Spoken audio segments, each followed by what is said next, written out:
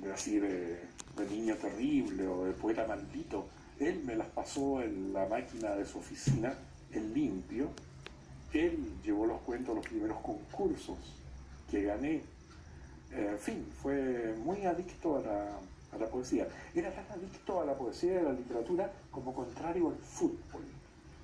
Yo junto con leer a Kafka, Dostoyevsky, Camus, que eran mis autores favoritos en el liceo, era también un admirador del equipo de la U. Entonces coleccionaba la revista de Estadio y cuando podía compraba el gráfico. Y mi papá odiaba el fútbol y alguna vez sin que me sacara alguna mala nota en matemáticas, tiró la colección de estadios y gráficos que tenía por la ventana del departamento, en un exceso de furia. Y me mostraba los libros de gran literatura y me decía, esto es lo que tienes que leer, no esas porquerías. Aparte de ese incidente, siempre fue una relación extremadamente cálida hasta hoy. Y mi madre fue siempre muy tierna conmigo. O sea, desde el punto de vista de los afectos, mi relación con esta familia ha sido impecable. Desde el punto de vista, claro, del sustento económico, no tengo nada que reprocharle, porque el hecho de que hubo un periodo en la vida en que vivimos apretados, ¿no? Me sirvió a mí para liberarme y conocer la libertad y la aventura y el trabajo.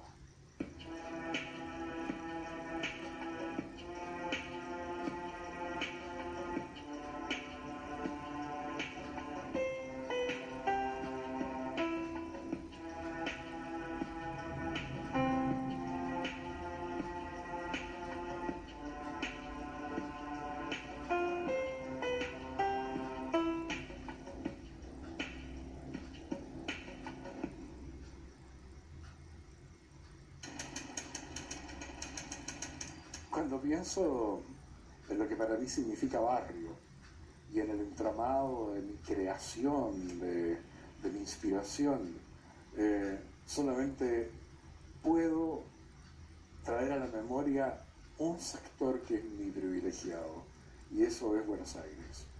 Es el barrio Belgrano, donde viví entre los 9 y los 11 años. Cerca de las barrancas de Belgrano, en una calle que se llamaba curiosamente O'Higgins, que es el nombre de nuestro prócer, pero que allá los chicos de la escuela le decían O'Higgins. Y la otra calle se llamaba Mendoza. Allí asistí a la escuela Castro Munita de Buenos Aires, y frente a la Plaza República de Cuba, y tuve magníficos maestros. En América Latina tiene una importancia especial porque él comienza a publicar cuando está en auge el boom de la literatura latinoamericana, con algunas novelas, bueno, excelentes, como El cielo y los perros de Vargas Llosa, como Cien años de soledad de García Márquez, así ampulosas que parecen copar todo el panorama de lectura. Y Skármeta lo que hace es bajar esa ampulosidad a la vida cotidiana. Y yo creo que Antonio Skármeta encontró una manera que es la de acercarse a los personajes minúsculos de la vida cotidiana, con aventuras que tienen que ver con la ciudad, generalmente con los afectos, con los choques entre la gente del común y el poder, ¿no? Y bueno, de esa manera creo que fue encontrando una reelaboración de la literatura latinoamericana con una gran conexión con los lectores.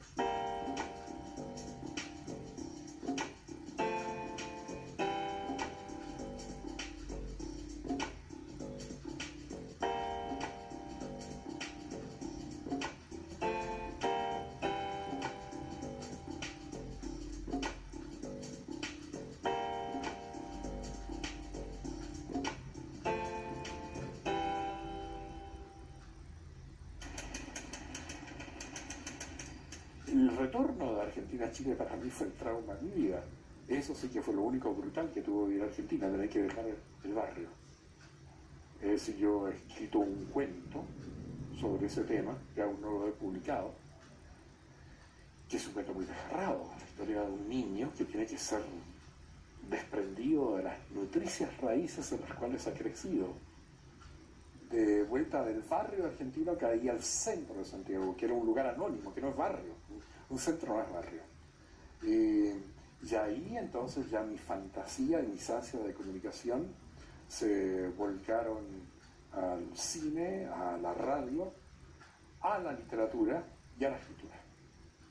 O sea, al no tener amigos, al quedar desolado, me rodeé de un universo fantasmagórico y al cual he sido muy fiel hasta ahora.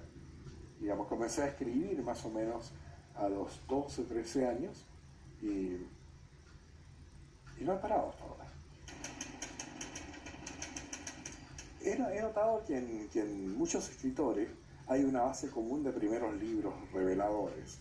Yo incluiría el famoso Tesoro de la Juventud, que me parecía un elenco notable de anécdotas, adivinanzas, juegos, tan bien empastado. Además, era realmente un tesoro, algo que yo cuidaba. Estaba muy bien puesto en una cajita que se podía dar vuelta, que rotaba. Era realmente un tesoro para mí. Eso era uno. Luego, Corazón, la novela del mundo de Amici. Eso fue también algo sensacional, ¿no? Me hablaba tanto con los Apeninos como los Andes. Ese fue un libro muy cálido, pero también muy fuertemente y muy tempranamente la poesía. Ahora me atacó en Buenos Aires una fiebre con el Martín Fierro, José Hernández. Era tan fuerte el sonsonete y me parecían tan atinadas las observaciones filosóficas que hacía, que una vez el maestro me pidió que para una esta efemérides, y que me ponían delantal y escarapela, recitara algo del Martín Fierro. Ahí me entró tal furia que en un mes me lo aprendí de memoria. Y he notado que hasta hoy creo que conservo más o menos la mitad del Martín Fierro. Era tan brutal la velocidad, porque yo podía reproducir los versos de José Hernández, que mis amigos en el barrio ya me tomaban la hora. Me decían, a ver, partí con la segunda parte. Yo partía con la segunda parte y se quedaban allí tomando helado, comiendo chocolate, mientras yo la decía entera. Y yo trataba de mejorar mi récord, o sea, terminar el Martín Fierro de memoria la mayor velocidad posible. Pero el ritmo era más o menos así como esto, es decir, vamos entrando recién a la parte más sentida, aunque esto edita mi vida, madre de una cadena acá, dolorida, le gusta cantarse pena. Se comenzó en aquel entonces a reclutar caballada, a reunir la mendicada, teniéndolo un cantón para una expedición a sorprender a la indiada. Nos anunciaron que iríamos sin carretas ni bagajes a golpear a los salvajes en su puerta polvería y que de vuelta pagarían licenciando la colchaje, etc. Ese era el ritmo, que no me interesaba ni la expresión ni el contenido. Decía lo que me gustaba era la velocidad.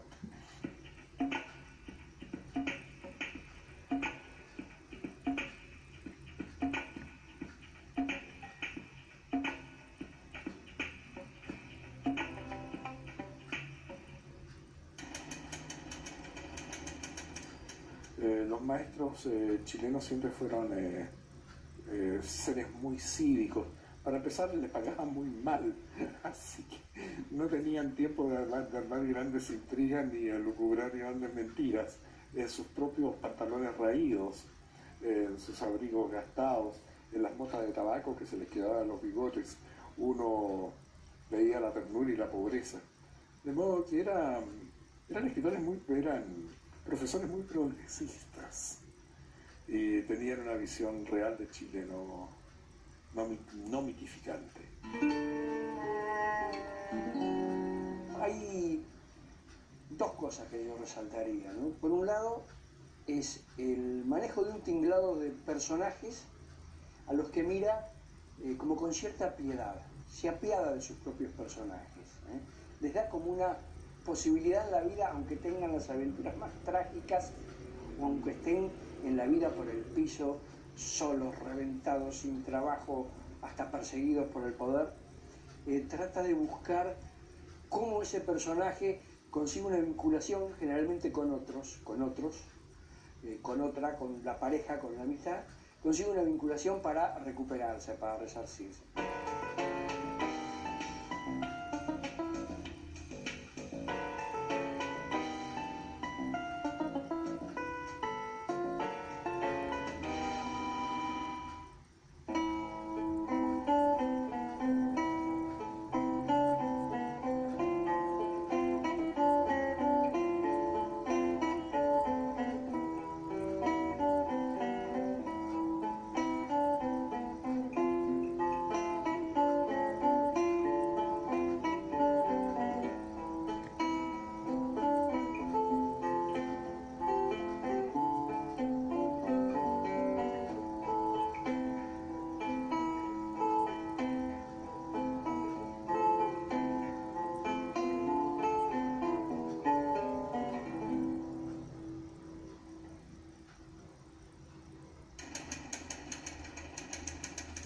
En aquel tiempo la mayoría de los intelectuales trabajábamos en la universidad, como profesores o en puestos de ayudantes. Y yo creo que lo que se sembró en la universidad, en los estudiantes en aquella época, que eran muy activos políticamente, fue el amor a la fantasía.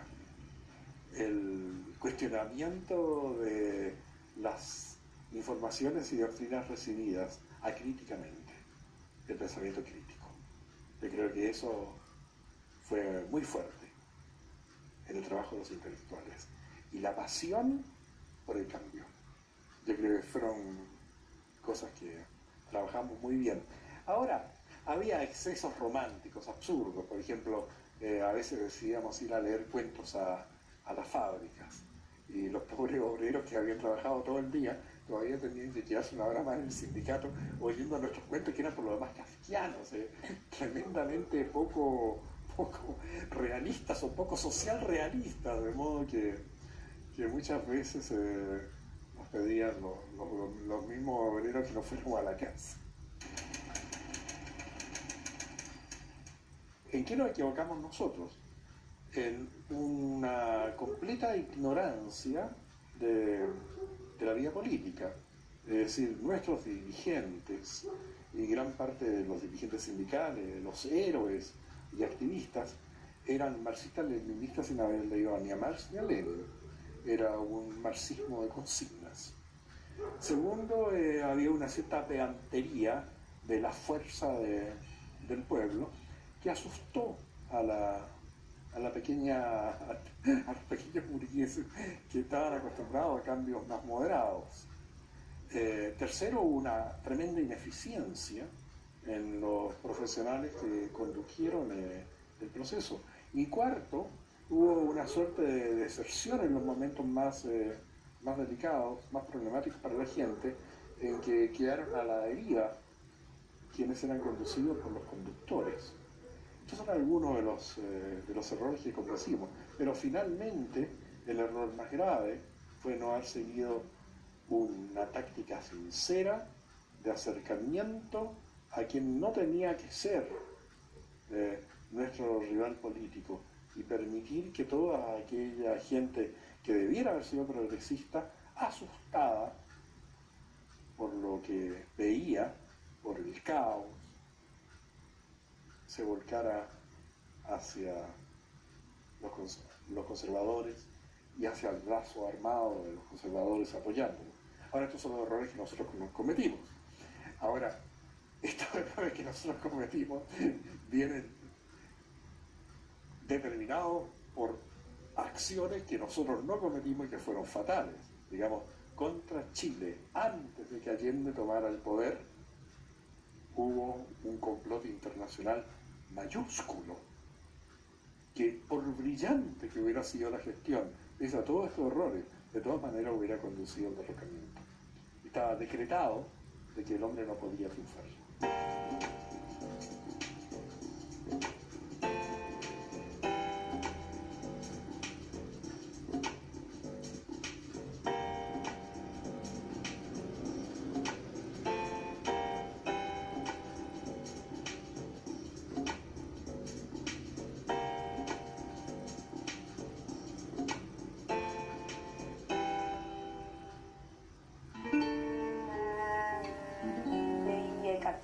Y después no pasó nada. Ambos me encantaron, son hermosos, son, no sé, bellísimos. El del cartero es una historia súper linda y no pasó, y los dos tienen como un trasfondo político muy fuerte. No pasó nada, está muy presente la dictadura de Pinochet, es un exilio y está narrado desde la mirada, desde la piel de un chico de 13 años. Y entonces ese libro me gustó particularmente porque es como que se ve muy inocente, pero atrás en realidad es un contexto terrible y es una súper crítica. Una de las características principales que más me gustan es el tema de que sus personajes tienen mucha voluntad y hacen las cosas con mucha pasión, si se quiere. Bueno, uno de los cuentos que es el que más me gustó es A las arenas. El protagonista llega hasta a vender su sangre para poder comprar un poco de vida, para poder tener dinero para pagarse una salida al teatro o para poder comer incluso.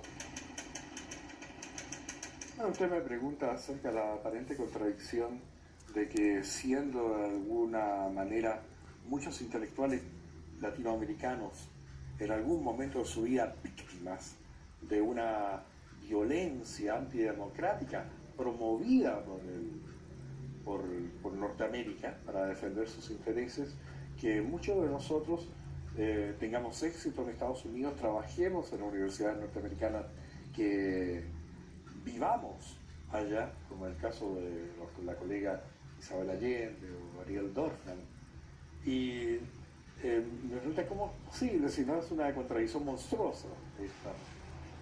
Yo diría que no es una contradicción monstruosa, porque Estados Unidos no es una realidad fija ni estática, es la gran ciudad o el gran país de la época contemporánea, es el más desarrollado, el más avanzado, el que ha desarrollado mayores modelos de creatividad, pero ese Estados Unidos es una realidad fluctuante, cambiante.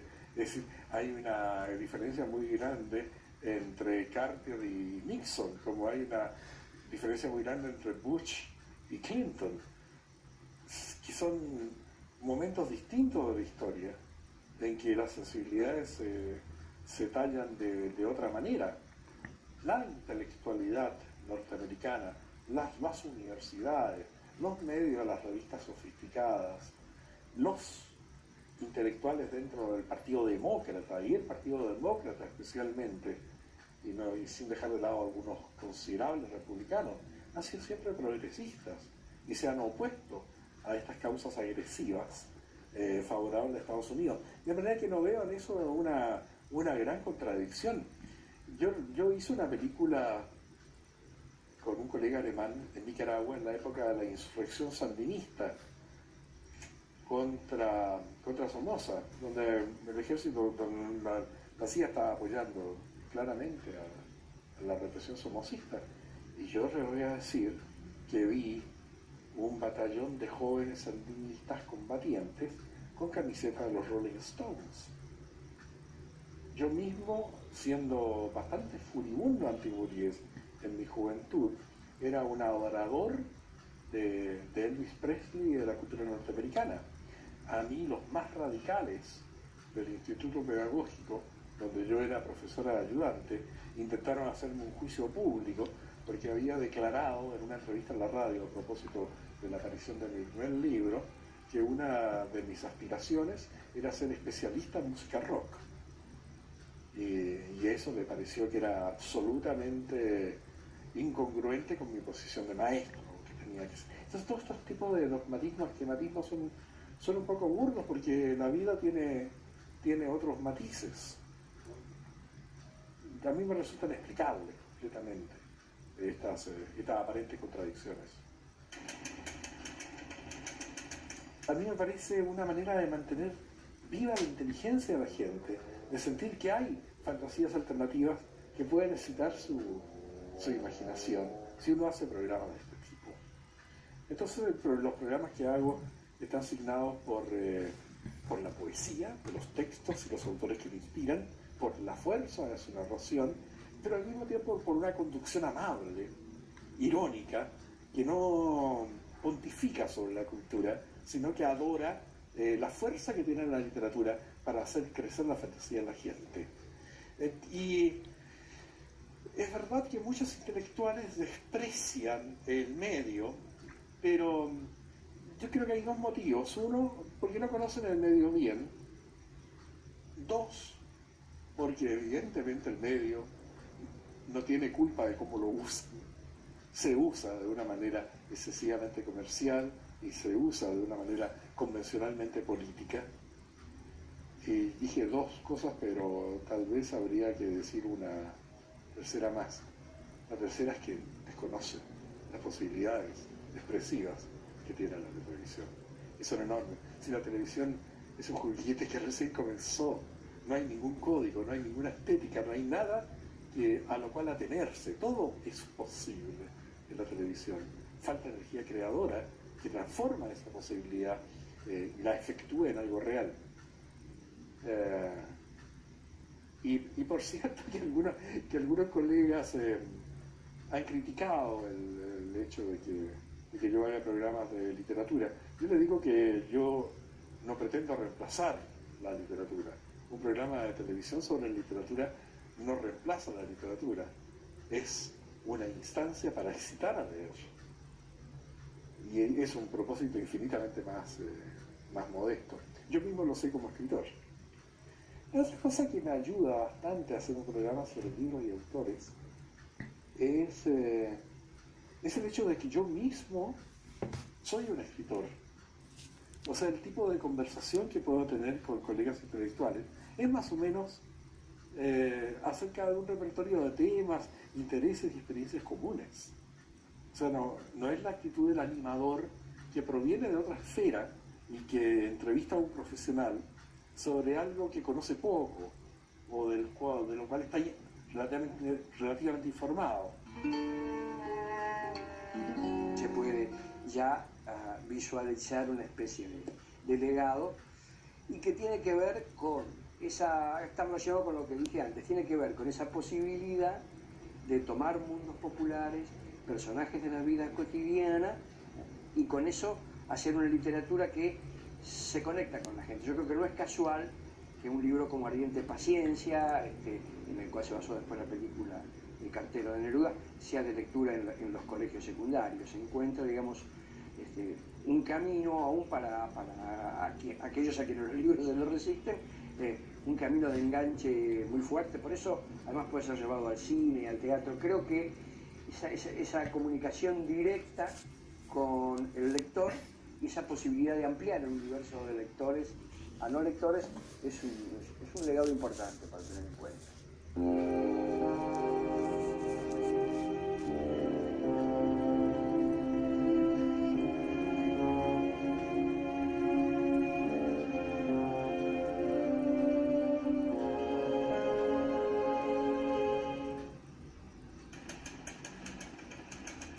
Esos personajes pertenecen a un mundo ficticio y quedan insertos dentro de ese mundo. Y después es como viajar a una ciudad, o sea, uno toma un avión, baja en el aeropuerto y están ahí, pero hay que ir a esa ciudad. Es decir, no los llevo conmigo, sino que los voy a visitar, o en la relectura, o en la memoria, o lo que le sucede permanentemente a un escritor es la confrontación con lectores, que mientras más tienes, más te abordan y te comentan libros que para ellos son inmediatos, porque su lectura acaba de suceder y que para ti están, digamos, un poco ya vagos en el recuerdo. Y ellos te lo traen a la luz y te hacen reflexionar de otra manera. Por eso es muy importante, y esto yo lo aprecio, el factor comunicación de los libros. Para mí es realmente un orgullo como artista estar, por ejemplo, traducido a 25 idiomas, saber que las novelas están disponibles, saber que donde voy encuentro interlocutores. Probablemente en Alemania vamos a hablar de Hölderlin, de Kleist, de Victor Grass, pero también algunas de esas conversaciones han sido producidas porque se han sentido aquellos lectores estimulados por algún libro mío que han leído en la traducción existente. O el hecho magnífico, por ejemplo, de que la película El cartero de Neruda haya sido un éxito mundial. Bueno, todo eso se provocó porque existía la traducción italiana de ese libro. Y un tipo la lee y dice, quiero hacer una película sobre esto, y gracias a que existe esa traducción, se da una otra obra de arte que tiene una connotación mundial. Todo azaroso, fortuito, pero en el fondo pequeño. Por eso lo que yo privilegio es el contacto íntimo entre un autor y un lector. En esa relación se decide lo más esencial de la literatura.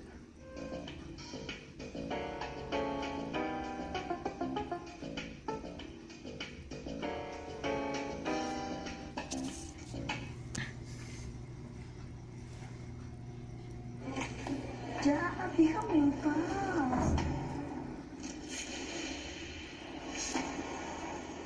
¡Ay, mira!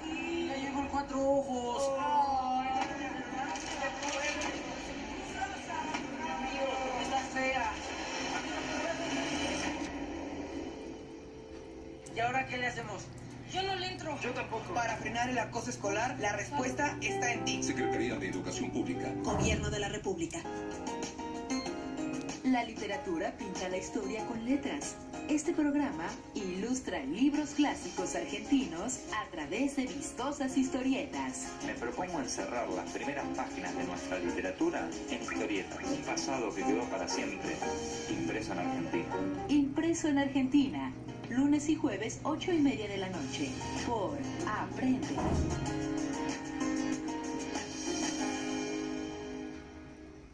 No pasa nada. ¿Eres de los que te automedicas para calmar dolores?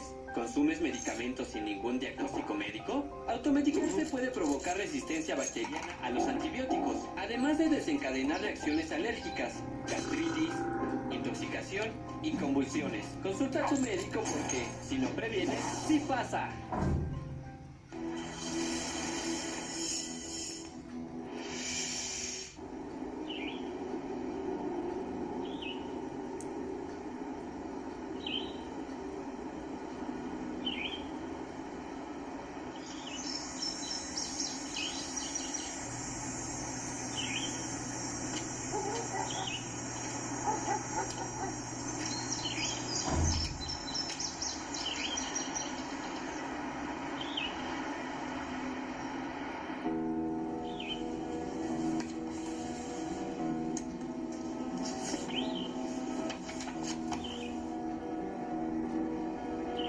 La literatura argentina nació de la mano de la política en el siglo XIX. Nuestros primeros escritores fueron intelectuales, gobernantes, militares y periodistas. Sus libros quedaron como el relato de una época, una pintura del pasado que nos permite pensar y conocer nuestra historia. Me propongo encerrar las primeras páginas de nuestra literatura en historietas, dibujar aquellos relatos fundacionales que fueron ensayo, ficción y novela. Un pasado que quedó para siempre, impreso en Argentina. ¿Qué me trae por estos pagos, amigo? Juan Moreira, la novela de Juan Moreira. ¿Molesto? No, bienvenido.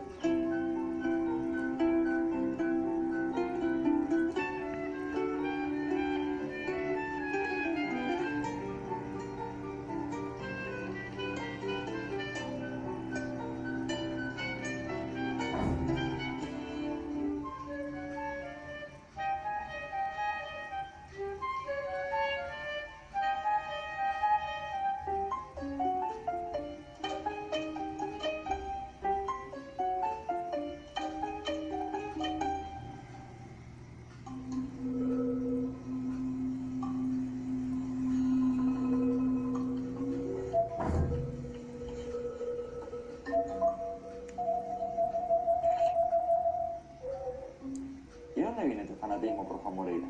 La devoción de Juan Moreira nace en mí leyendo la novela de Eduardo Gutiérrez, teniendo yo 17 años.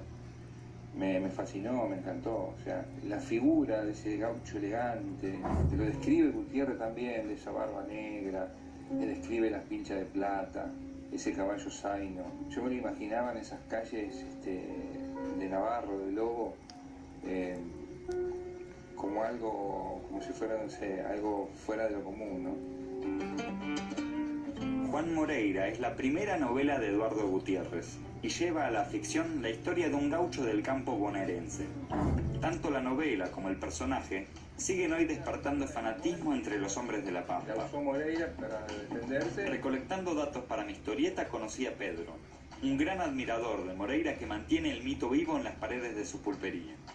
Esta es la única imagen que existe de Juan Moreira. Juan Moreira, además de un personaje literario, es un sujeto histórico